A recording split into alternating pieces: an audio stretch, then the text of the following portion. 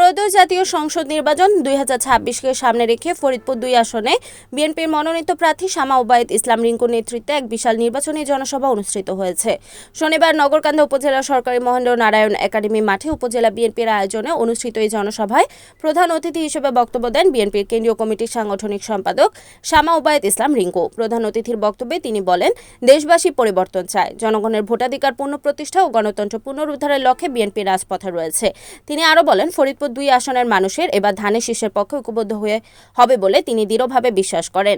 জনসভায় নগরকান্দা উপজেলা ও পৌর বিএনপি নেতাকর্মীরা উপস্থিত ছিলেন। বিপুল সংখ্যক নেতাকর্মী ও হাজার মানুষের অংশগ্রহণে সভাস্থল কানায় কানায় ভরে ওঠে। স্লোগানে, ব্যানার ও ফেস্টুনে মুখরিত হয়ে ওঠে পুরো এলাকা। আমি তারপরে সিদ্ধান্ত নিছি, আমি আপনাদেরকে ছেড়ে কোনোদিন যাব না।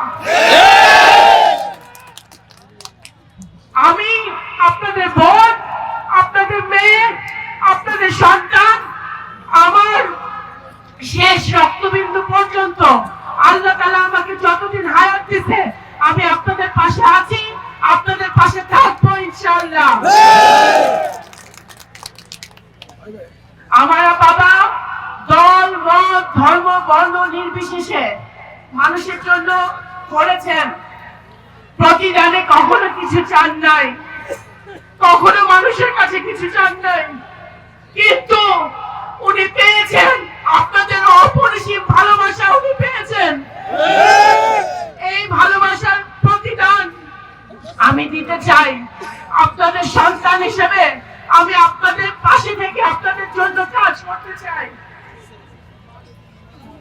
আজকে 12ই ফেব্রুয়ারি যে নির্বাচন, অত্যন্ত গুরুত্বপূর্ণ নির্বাচন আমাদের জন্য, নগরকান্দার জন্য, সালতার জন্য, ফরিদপুরের জন্য, সারা বাংলাদেশের জন্য।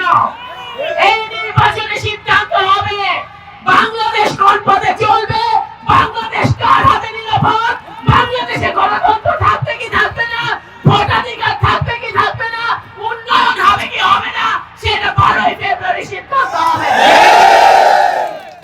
Report Mohammad Shahjalal, NNTV, Faridpur.